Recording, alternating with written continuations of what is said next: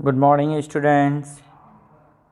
आज हम अपना थर्ड चैप्टर स्टार्ट करेंगे।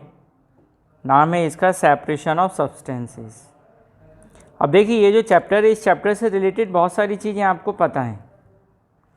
सबसे पहली चीज़ तो ये पता है कि हमको सब्सटेंस को सेपरेट क्यों करना है। हम अपना चैप्टर स्टार्ट करें इससे पहले हम एक छोटा सा एग्जाम्पल लेते हैं अपने स्कूल बैग का। देखिए, अपना जो स्कूल बैग होता है उसमें बहुत सारे सब्जेक्ट्स होते हैं, सब्जेक्ट बुक्स होती हैं और फिर आंसर कॉपीज़ होती हैं, उसमें रफ रजिस्टर होता है, उसमें एक छोटा सा बॉक्स होता है ज्योमेट्री बॉक्स और टिफ़िन बॉक्स। हम क्या करते हैं, अपने बैग में अलग अलग सेक्शन बना लेते हैं, ठीक है ना। उसमें एक छोटे से सेक्शन में रखते हैं तो अपना ज्योमेट्री बॉक्स है, उसी के पास में कहीं एक छोटा सा सेक्शन बना लेते हैं, उसमें लंच बॉक्स रखते हैं। हम ऐसा कभी नहीं करते कि लंच बॉक्स की जगह ज्योमेट्री बॉक्स और ज्योमेट्री बॉक्स की जगह लंच बॉक्स रखें, ठीक है। इसी तरह हम क्या करते हैं, अपनी जो बुक्स होती हैं, अगर आपके पास 2 पॉकेट बैग है या बैग में 3-4 पॉकेट्स हैं, ठीक है, तो हम क्या करते हैं, अलग अलग पॉकेट में अलग अलग बुक्स रखते हैं। जैसे रफ रजिस्टर अलग रखेंगे, तो ये क्या कर रहे हैं, हम सब सेपरेट करके रख रहे हैं। सेपरेट करने से होगा क्या, सेपरेट करने से ये होगा कि जो यूज़फुल थिंग्स हैं वो अलग हो जाएंगी, और जो अब बैग में तो अनयूज़फुल कुछ होता नहीं है, लेकिन फिर भी ऐसी चीज़ें होती हैं बैग्स में जिनकी हमको डेली ज़रूरत नहीं पड़ती है, तो उन चीज़ों को हम अलग कर लेते हैं। या लंच बॉक्स है तो लंच बॉक्स की ज़रूरत पड़ेगी हमको रेसेस में, जब लंच टाइम होगा तभी तो ज़रूरत पड़ेगी ना, तो उसको हम अलग रखते हैं। तो ये क्या करके रखा आपने, अपने स्कूल बैग में सेपरेशन करके रखा। और ये जितनी भी चीज़ें आपने सेपरेट करके रखी थी, इन सभी सेपरेट चीज़ का आपको क्या मिलेगा, बाद में बेनिफिट मिलेगा, ठीक है।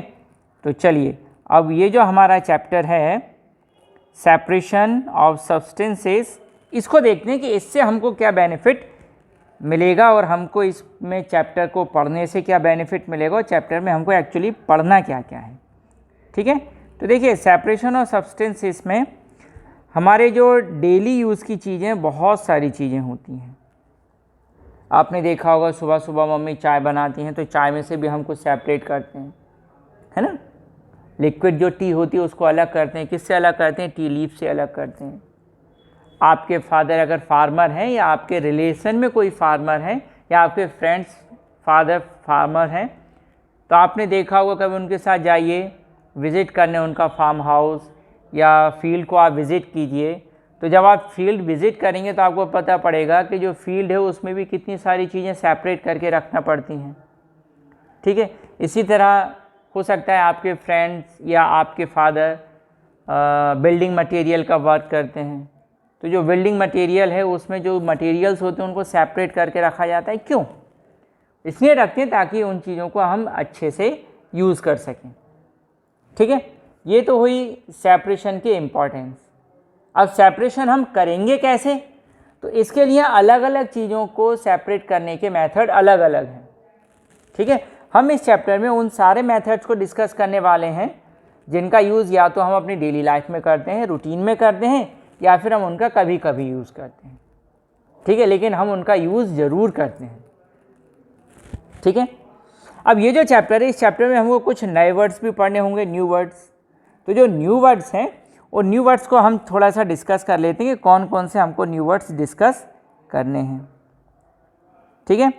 चलिए, तो देखिए, आपको यहाँ लेफ्ट हैंड साइड पे एक ब्लू बॉक्स दिख रहा है। इस ब्लू बॉक्स में है कि हमको इस चैप्टर में एक्चुअली पढ़ना क्या क्या है। तो देखिए, हमको क्या क्या पढ़ना है। सबसे पहले है components of a mixture.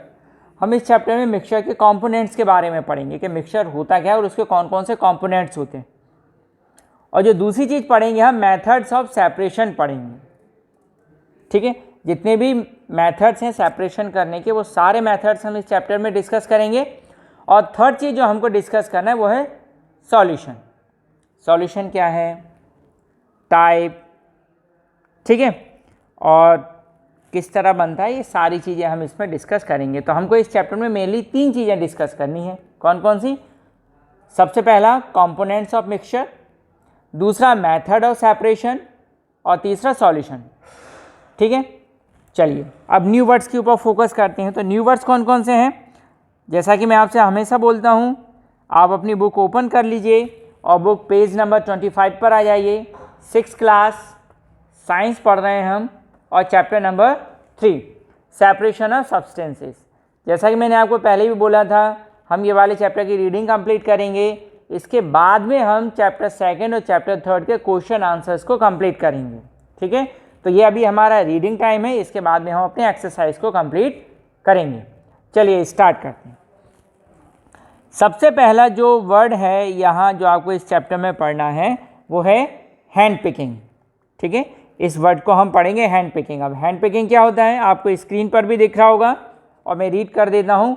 A method of separating of a mixture of solids into its components by hand.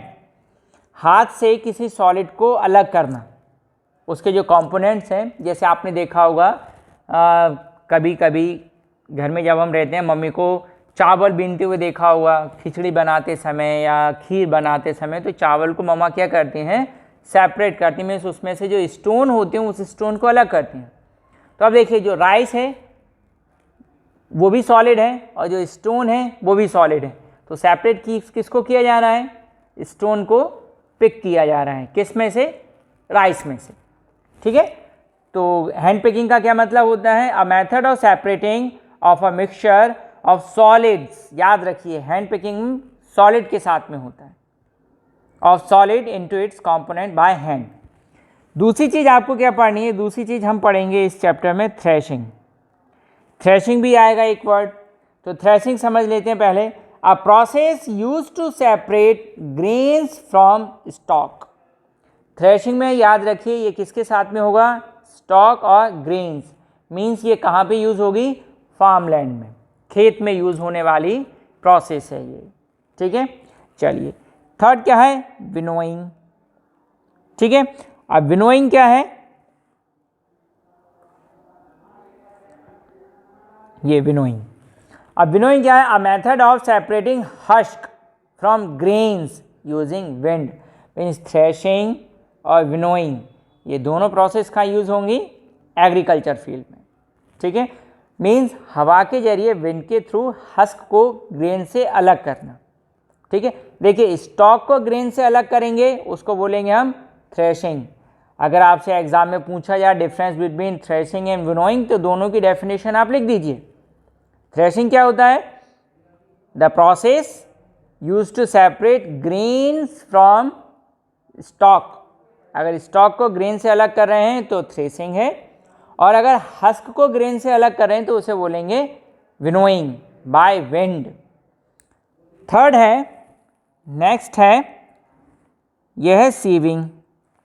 अब सीविंग क्या है, a method to separating fine particles from bigger particles.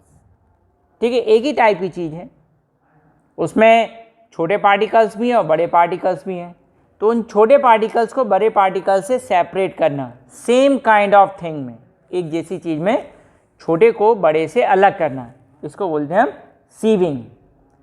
Sedimentation, sedimentation क्या है, a substance that settle down at the bottom of a liquid. ठीक है, कोई liquid है, उस लिक्विड में जो सब्सटेंस है, सॉलिड पार्टिकल्स है, वो कहाँ चले जाएं, सेटल डाउन, नीचे बैठ जाएं, इस प्रोसेस को बोलेंगे हम सेडिमेंटेशन। ठीक है, इसके बाद में क्या है, फिल्ट्रेशन। अब फिल्ट्रेशन क्या है, a method of separating insoluble solid components from a liquid. ठीक है, सीविंग अलग मेथड है और फिल्ट्रेशन अलग मेथड है। फिल्ट्रेशन में लिक्विड से इनसॉल्युबल पार्टिकल्स को अलग करना, कोई लिक्विड है, कोई सॉल्यूशन है, उसमें से हमको क्या करना है, इनसॉल्युबल पार्टिकल्स को अलग करना है लिक्विड में से, उसको बोलेंगे हम फिल्ट्रेशन। फिर है रेजिड्यू, फिल्ट्रेशन के जस्ट नीचे रेजिड्यू। अब रेजिड्यू क्या होता है, a substance that remain in the filter. Means जब हम फिल्ट्रेशन करेंगे तो फिल्टर के ऊपर या फिल्टर पर जो सब्सटेंस रह जाएगा, अब उसको क्या बोलेंगे हम, रेजिड्यू। सॉरी। फिर है filtrate, substance that flow through a filter or through the filter। ठीक है, अब देखिए फिल्ट्रेशन क्या है, लिक्विड में से इनसॉल्युबल पार्टिकल्स को अलग करना। जो फिल्टर पर रह गए इनसॉल्युबल वो तो है रेजिड्यू, और जो फिल्टर से पास हो गए थ्रू द फिल्टर, वहाँ से पास हो गए, उसको क्या बोलेंगे हम, फिल्ट्रेट। फिर है इवेपोरेशन। ठीक है, अब इवेपोरेशन क्या है, ये इवेपोरेशन क्या है, the process of converting a liquid into vapour. Liquid का वेपर में कन्वर्ट होना, उसको बोलते हैं इवेपोरेशन। Then solute. सॉलिड क्या है, substance that dissolve in a liquid. Liquid में जो चीज़ डिजॉल्व हो जाती है उसे बोलते हैं सॉल्यूट। जैसे आपके पास एक ग्लास पानी है और उसमें आपने 1 टीस्पून शुगर ऐड की और स्टर कर दिया, शुगर डिसअपियर हो गई, तो शुगर क्या हुई, सॉल्यूट। ठीक है, तो a substance that dissolve in a liquid. Solvent, a liquid in which a solute dissolve. दोबारा से रिपीट करता हूँ, एक ग्लास पानी है, उसमें आपने शक्कर को डिजॉल्व किया, तो अब शक्कर किस में डिजॉल्व हो रही है, शक्कर डिजॉल्व हो रही है पानी में, तो पानी क्या कहलाएगा, सॉल्वेंट। शक्कर क्या कहलाएगी, solute. Solution, a mixture of solute and solvent. Solute और सॉल्वेंट का जो मिक्सचर है, कॉम्बिनेशन है, उसको बोलेंगे हम सॉल्यूशन। जैसे एक गिलास पानी, उसमें आपने शक्कर ऐड कर दिया, अब कंपोजिशन चेंज हो गई, पहले प्लेन वाटर था, शुगर अलग थी, दोनों को ऐड कर दिया, तो क्या बना, जो मिक्सचर बना उसको बोलेंगे हम सॉल्यूशन। देन सबसे लास्ट में क्या है, सबसे लास्ट में saturated solution. A solution in which no more solute can be dissolved at a given temperature।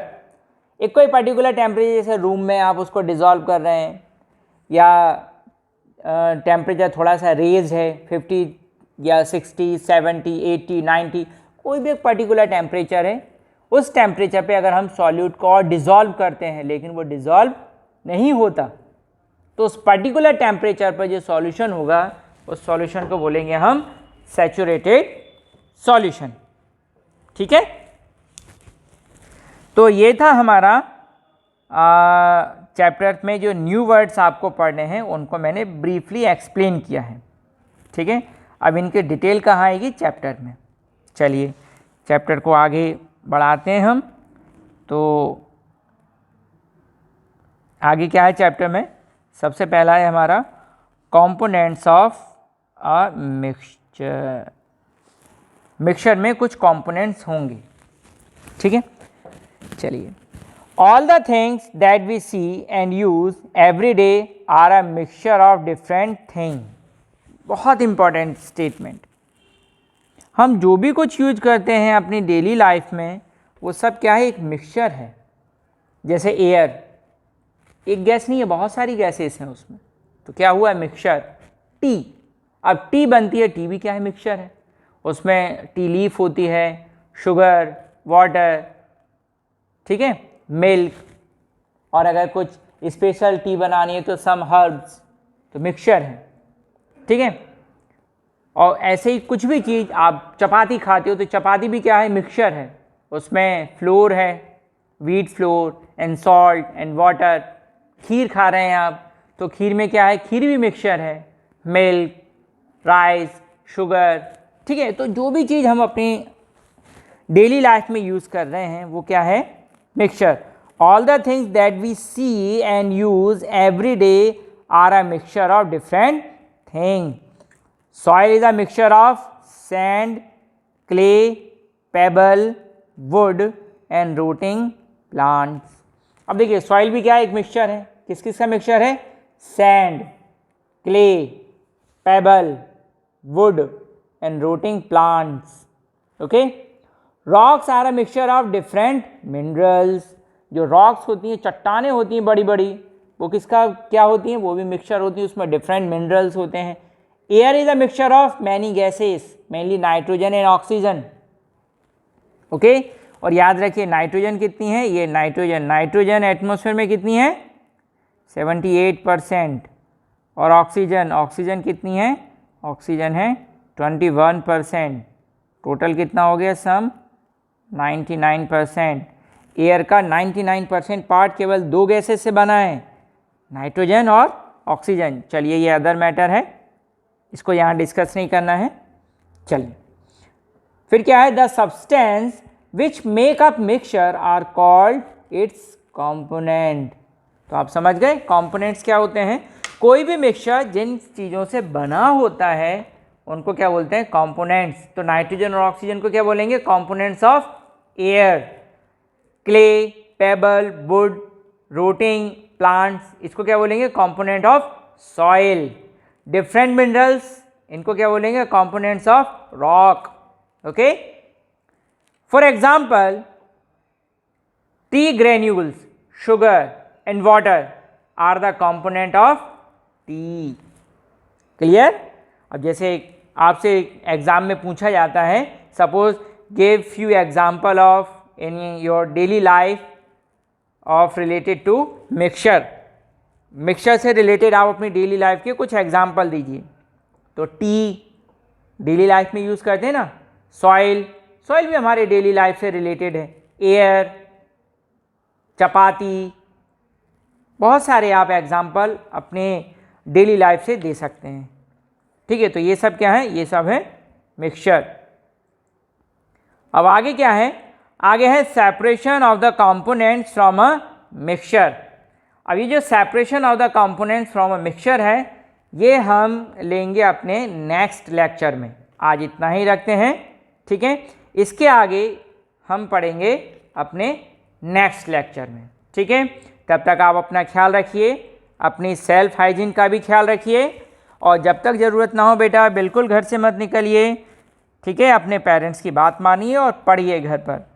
और जो आज बताया गया है इसको आप बार बार वीडियो को देखिए ताकि आपको ये सारी चीज़ें समझ में आ जाएं। ओके, तो अब हम नेक्स्ट वीडियो लेक्चर में मिलेंगे, तब तक के लिए गुड बाय।